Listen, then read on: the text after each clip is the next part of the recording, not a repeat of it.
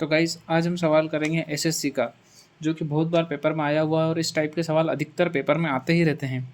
देखिए गाइस, यदि किसी संख्या में x और y का मान हमें ज्ञात करने के लिए दिया जाता है और बोला जाता है ये 72 से विभाजित है, तो y का न्यूनतम मान और 5x माइनस 3y का मान ज्ञात कीजिए। देखिए गाइस, इसको ज्ञात करने के लिए हमें दो नियम पता होने चाहिए। इसने बोला है 72 मतलब क्या होता है, 8 नम 72। तो हमें पहले तो 8 का नियम पता होना चाहिए और उसके बाद 9 का नियम पता होना चाहिए। अगर ये नियम नहीं पढ़ा है आपने तो कमेंट कीजिएगा, मैं आपको ये नियम भी बता दूंगा, 2 से सारे नियम, ताकि आपको पता चल जाए कि कैसे विभाजित किया जाता है। 8 का नियम क्या होता है? 8 के नियम में हम देखते हैं आखिरी के 3 अंक। ठीक है गाइस, 8 के नियम में हम आखिरी के 3 अंक देखेंगे। देखिए, इसके आखिरी के 3 अंक क्या है? 9, y और 6। इसने क्या बोला है? y का न्यूनतम, y है अपने पास, y का न्यूनतम मतलब होता है कम से कम। तो y का न्यूनतम मान हम यहाँ क्या रखें कि ये डिवाइड हो जाए, मतलब कि 8 से कट जाए। क्या मान रख सकते हैं हम यहाँ y का न्यूनतम मान? देखिए गाइस, हम यहाँ पे 8 अगर अपन 1 रखते हैं तो 8 एकम 8 हो जाएगा, 1 बच जाएगा, फिर 8 एकम 8 हो जाएगा, 2 बच जाएंगे। 8 के पहाड़े में 26 नहीं आते, तो हम 2 रखेंगे। 8 एकम 8, फिर 1 बच जाएगा, फिर 8 एकम 8, 4 बच जाएंगे। 8 छंग 48 होता है, 46 नहीं होता। अब हम 3 रखेंगे, 8 एकम 8, ठीक है।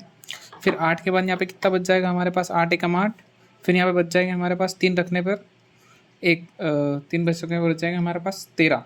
तो फिर 8 एकम 8 और यहाँ पे बच जाएंगे हमारे पास 5। तो 8 साथी 56। मतलब अगर यहाँ पे हम 3 रख देते हैं, y का मान कम से कम अगर हम 3 रख देते हैं तो ये पूरी संख्या 8 से विभाजित हो जाती है।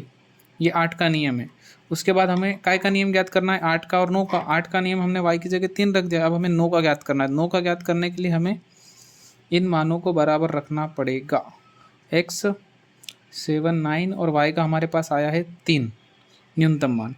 अब देखिए, 9 का नियम सबसे अच्छा है। 9 का और 3 का दोनों का नियम एक ही होता है गाइस। 9 का नियम सबसे बेस्ट है। देखिए कहाँ कहाँ 9 बन रहे हैं, 7 और 2 9, काटते जाइए। 6 और 5 और 4 9, ठीक है। उसके बाद 6 और 3 9, 9 कट जाएगा। उसके बाद देखिए क्या बच रहा है हमारे पास? 6 बच रहा है और 7 बच रहा है। 6 और 7, 6 12 1 13 बचे। अब देखो 13 को अगर हम काटते हैं तो 9 एकम 9, एक बार कट जाएगा, कितने बच जाएंगे हमारे पास? 4। मतलब कि x का मान क्या रखें हम? अगर x का मान हम 4 रखते हैं तो ये पूरी तरह से कट जाता है। देखिए कैसे पता चल रहा है, जैसे कि हमने इसको काटा, क्या बचा हमारे पास? 9 से काटा इसको तो 9 एकम 9 हो जाएगा और 4 बच गए हमारे पास, ठीक है। तो इसमें और क्या जोड़े? 4 बच रहे हैं। अब इसमें हम क्या जोड़े? 5। अगर इसमें हम 5 जोड़ देते हैं, ये 9 से पूरी तरह विभाजित हो जाता है। 4 बच रहे हैं ना। अगर हम इसमें 9, अगर हम इस x की जगह 9 रख देते हैं, जैसे इन दोनों को जोड़ा हमने, हमारे पास 13 बचे। एक बार जाएगा 4 बचे हमारे पास। अगर 4 में हम 5 और जोड़ देते हैं तो 9 से पूरी तरह विभाजित हो जाता है, ठीक है। तो हमारे पास y का मान आ गया हमारे पास 3 और x का मान हमारे पास आ गया 5, ठीक है। हमें इस समीकरण में मान रखना है, बस मान रख के उत्तर निकाल लेंगे। 5x minus 3y। अब 5x की जगह क्या आ जाएगा हमारा मान? 5 और 3 की जगह हमारा मान क्या हो जाएगा? 3y में 3, ठीक है। बस इसको रख के हम सवाल कर देंगे।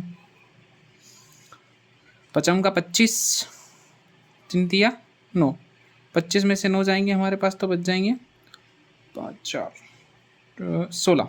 ये हो गया हमारा आंसर। ये सवाल और जल्दी हो सकता है, लेकिन मैं आपको समझा रहा हूँ, इस हिसाब से सवाल बहुत धीरे गिरा है हमने। हम इसको बहुत जल्दी कर सकते हैं अगर हमें 8 का और 9 का नियम पता हो तो। ऐसे और सवाल देखने के लिए कमेंट कीजिए।